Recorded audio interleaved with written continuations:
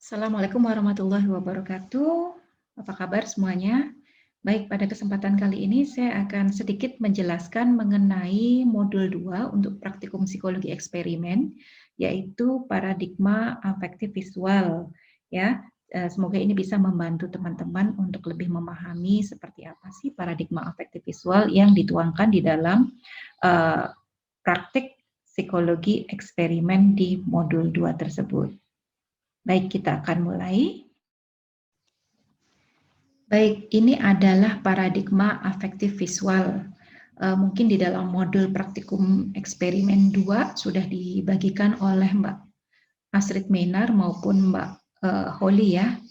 Silakan dicek. Dan ini sebetulnya untuk menambah saja penjelasan tersebut. Baik, kita bicara mengenai paradigma afek ya, afek visual gitu. Jadi bagaimana apa yang kita lihat melalui indera penglihatan kita kemudian diproses di dalam otak kita dan kemudian mempengaruhi sistem afek atau dalam bahasa umumnya perasaan kita begitu. Survei terhadap 35 peneliti mendeskripsikan emosi itu sebagai jejaring saraf, sistem respon dan perasaan atau proses yang memotivasi dan mengorganisir kognisi serta perilaku individu. Nah, menurut Panksepp dan Bevan tahun 2012, mereka membagi proses emosi afek mamalia ke dalam 3 tingkatan. Yang pertama tingkat primer, tingkat sekunder, dan tingkat tersier. Di dalam literatur psikologi, fokusnya adalah pada tingkat proses yang lapis ketiga atau tersier. Pada tingkatan ini, rangkaian episode emosional diawali ketika subjek menyadari dan kemudian mengatribusikan afek atau perasaannya pada suatu objek tertentu. Objek ini bisa berupa orang, kondisi atau situasi, benda maupun peristiwa. Bisa berupa peristiwa atau pengalaman nyata atau imajiner, bisa juga sesuatu yang terjadi di masa lalu, masa depan, atau saat ini, menurut Russell tahun 2003. Nah, label yang secara sadar diberikan kepada stimulus afektif ini akan membentuk struktur pengalaman afektif individu. Nah, di dalam kognisi kita atau struktur otak kita, proses emosi afek berlangsung di sini, ya. Ada amigdala dan yang bagian lainnya.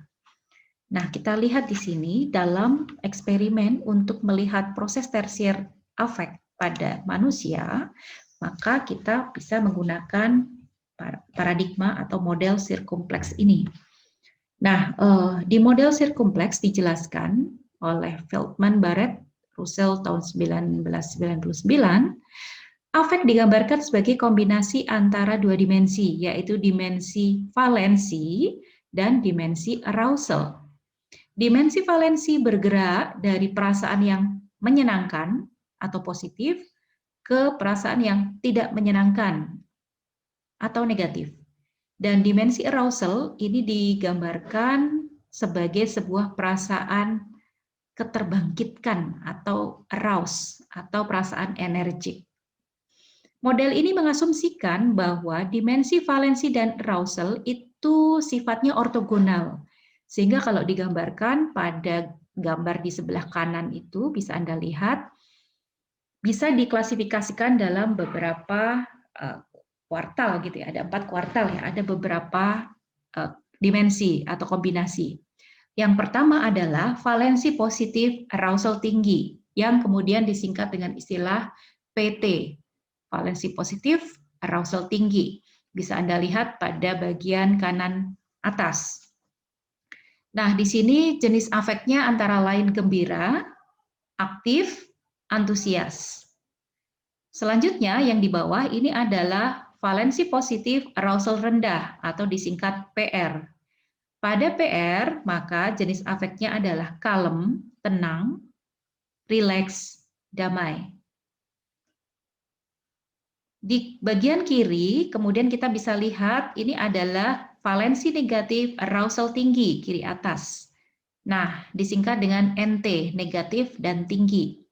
Maka jenis afeknya adalah marah, takut, jijik, grief, berduka atau meratap. Sedangkan di kiri bawah, ini adalah valensi negatif, arousal rendah atau disingkat NR. Jenis afeknya meliputi bosan, lelah, dan sedih. Nah, selain positif dan negatif, ada juga valensi yang disebut netral karena berada di tengah-tengah antara positif dan negatif.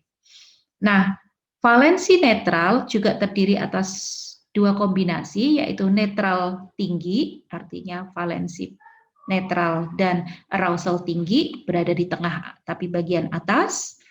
Sedangkan yang kedua adalah netral rendah atau disingkat dengan istilah UR. U ini mewakili netral.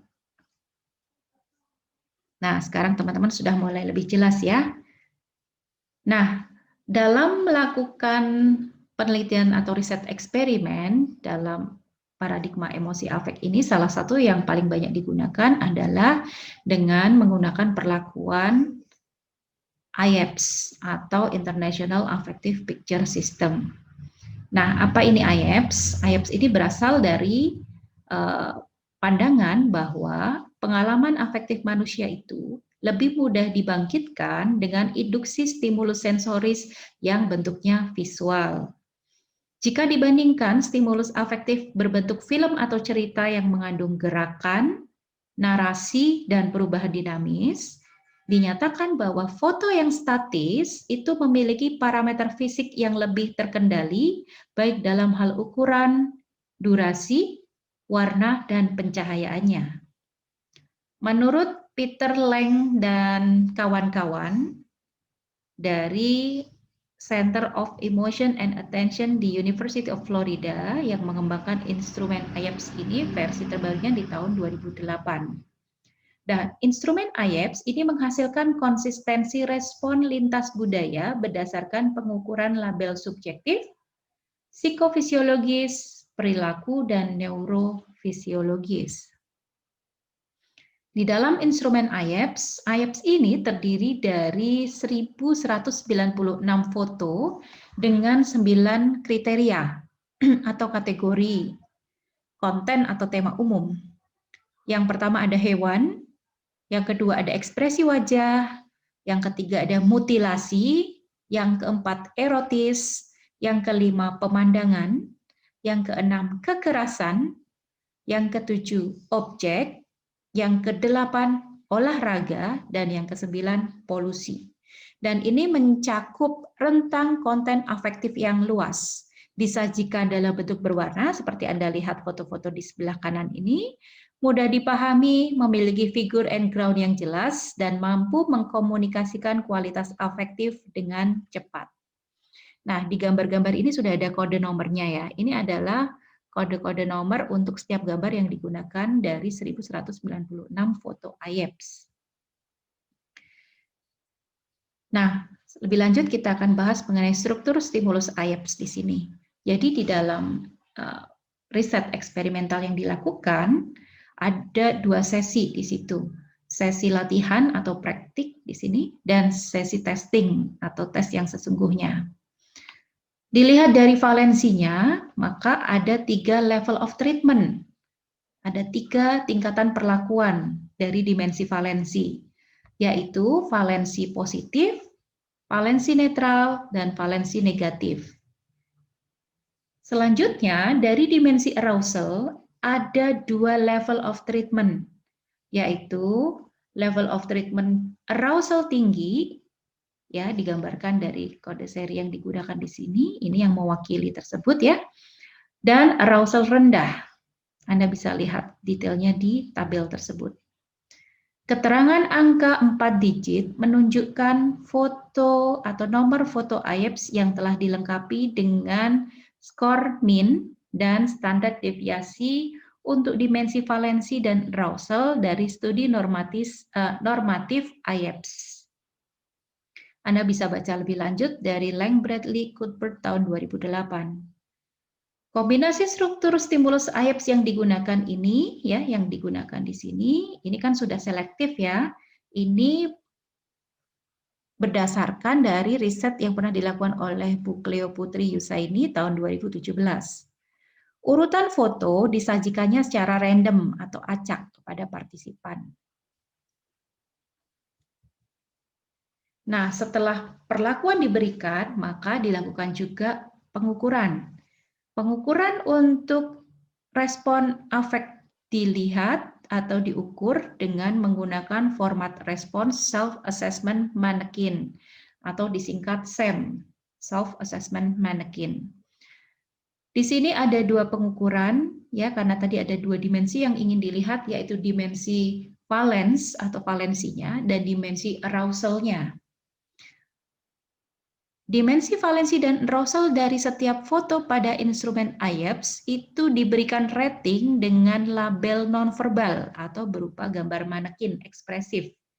Ya. Dan rating SAM ini ada 9 poin, bergerak dari angka 1 sampai angka 9. Anda bisa lihat di gambar.